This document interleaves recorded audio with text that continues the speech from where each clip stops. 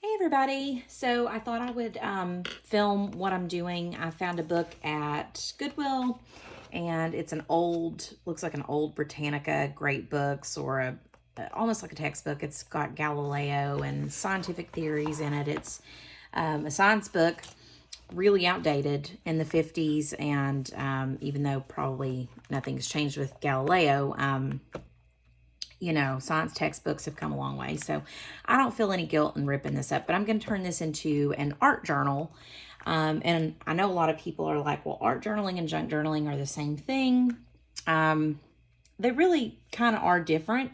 With junk journals, you're essentially turning things into a journal that you find, and you can write, you can do art, you can do multiple things. But an art journal is really just focusing on skill, and I like to use altered books for art journals because I can carry them around, and maybe just the process of creating one is fun. So I thought I would show you really quickly how I create an altered book for an art journal, because a lot of people don't really know how to do that or aren't really sure how others do it. I learned how to do this from Jane Davenport. She does this with art journals as well.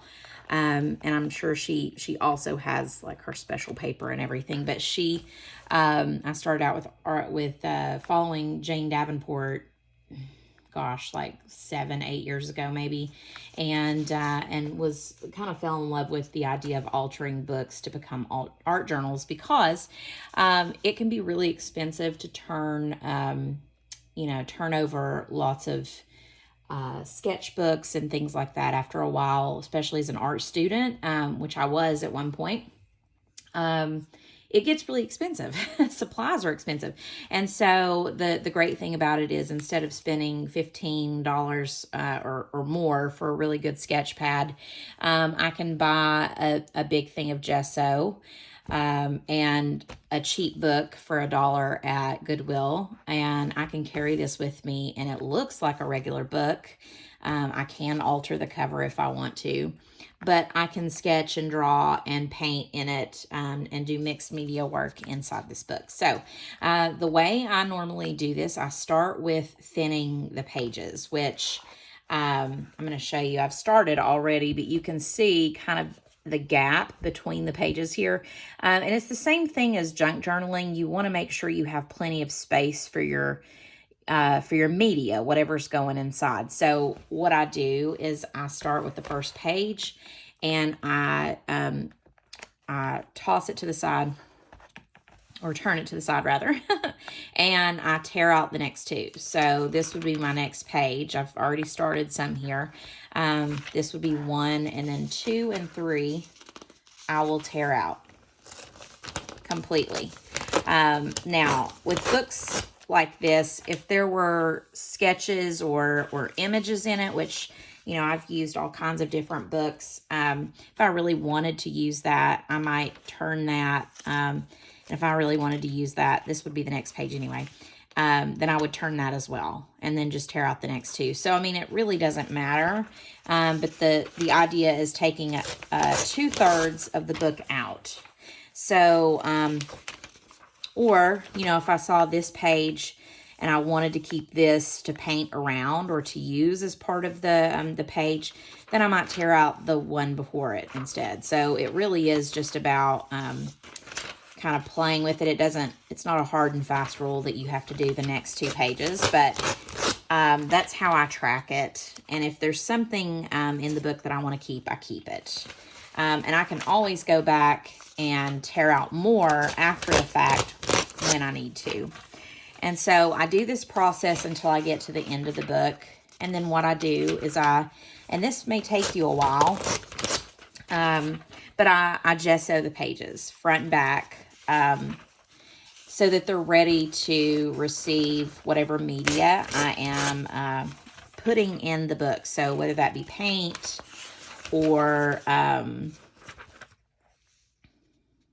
I I just lost my train of thought. Here we go. Paint or collage, or, you know, if I want to add pages to it, I can. It really just depends. Now, Jane Davenport does a really cool thing. When she travels, she will take the book on the street and she'll sketch. She'll sketch and she'll trace things on the street, and she'll do really cool stuff to remind herself of all the elements that she saw on her trip, which I love the idea of. I still have not done that with any of my books. Mine have just been like sketch practice and laying things down on paper. But if I wanted to keep this illustration in the book, which I'm not going to keep it in the book because I think it would be more fun to use as ephemera. But if I wanted to keep it, I would just turn that page as well, or maybe tear out the page before it. And I think this would be my next page, so I would tear this one out. I am going to tear it out, but if you wanted to leave it in there, it wouldn't be any big deal. Like I said, the idea of this is just thinning how many pages you really have in the book, because once you gesso these pages, they get thicker. Once you add to them, especially if you're collaging, they get really thick. And, you know, just like a junk journal, it's important to have space for all of the elements that you're adding. And if you're doing things like I'm doing, where I'm doing let me go ahead and clip this, doing some stacked tags that have maybe a 3D, I don't know what that is on my arm, but maybe have like, you know, some bulk to them if you're adding those to pages, or adding collage and elements like that to the page, then you may find that that you need more than every two or three pages taken out. You may need 2, 3, and 4 taken out. So, you know, think about what kind of work you're doing and make a decision about that. But I'm going to stop the recording here. And then when I start gessoing the pages, I will resume the video so that I'm not showing you the thinning process, because that gets boring after a minute. Okay, so I'm back with all the pages that I wanted to remove. I have taken them out, and you can see it kind of sits like a photo album now instead of an actual book, because we have removed so many pages in there. You can see kind of where that spine, those pages are still there, which is fine, because when we thicken these pages up, it's not going to hurt the spine. But I'm just going to show you. I would start with, I like to start kind of in the middle of the book and work my way outward. I don't know why that is, but I'm just going to go ahead and put gesso on and brush it on the pages. And I like to put it on pretty, I won't say thick, but pretty, pretty well. I want it to be, you know, I want it to add tooth, but I also want it to add kind of a bulk to the page, because these pages in this book are not the thickest pages ever. They may not even be like great for this particular type of art journal. If I do watercolor, I want to make sure I'm not, you know, ripping pages and disintegrating pages. So the gesso becomes really, really important in this process, because, you know, if you don't gesso enough, then the page is not going to be able to hold the media that you decide to apply to it. And so since this is going to be one that I sketch and try to do some multimedia and maybe even collage in, I'm going to make sure that I've put that gesso on thick enough that it's going to make the page sturdier, all in all. And for whatever reason, gesso does seem to make the page feel more substantial than it is before. So that's why I love to use it so much. And I don't even mind that you can see the page beneath it. I actually like that. I like the idea that this book has a new life and that it had a past life as a textbook or as an informational book, and now it's going to be an art journal. I think that adds to the maybe to the interest of what the book becomes. But you can see, since I've laid this gesso on a little bit thick, it's going to take it a few minutes to set up and to dry, even though gesso dries pretty quickly. I don't want these pages to stick together. So I do a spread and I lay it aside and do something else. And I might not get the whole book done in, you know, it may take a couple weeks before I get all of the pages gessoed, just depending on how much I'm working. But even when it feels dry, it will stick to itself. So you want to give it plenty of time to dry between your turning of the pages and making sure that it's even if you only did every other page, like this page and then the back, it can stick to the next page regardless of whether it has gesso or not on it. So just make sure you're leaving enough time, but eventually you'll find that once you've got all your pages gessoed, you may need to remove more pages once you have that thickness of the gesso filling out your pages. And if that's the case, feel free to remove more.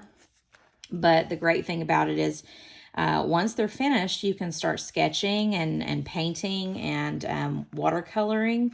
I really love to do the gesso just in random motions because I love the texture that it adds. Now you can see this paper is so thin that it's starting to waffle up. It will smooth out a little bit more once you're able to close the book. So no worries there. And I honestly think that adds to it as well, just the kind of the history of this book. So hopefully I can record a section of what this might look like once I've added some media to it and add it to this video clip. But if I don't get a chance to do that, then I hope this has given you an idea of something new to do with a book. I know when we are junk journalers, we have tons of books that we like to pull apart and use and stuff. But if you are into the artistic side of junk journaling, you may want to use it as an art journal. And then, of course, we have all the pages that are left that we can do lots of things with. So it gives you lots of options, and really this is a blank slate. I think of it as a canvas. So think about that, and keep in mind that if your pages are too thin, you may need to add another layer of gesso once it's dried, just to give it some heft. But keep in mind, you'll be gessoing the back side of the page, so that's going to help as well to make it more sturdy. But like I said, I hope this is kind of giving you some ideas about what to do with some of your books. I know that if you have a larger book, a lot of times you don't necessarily want to turn the larger books into junk journals.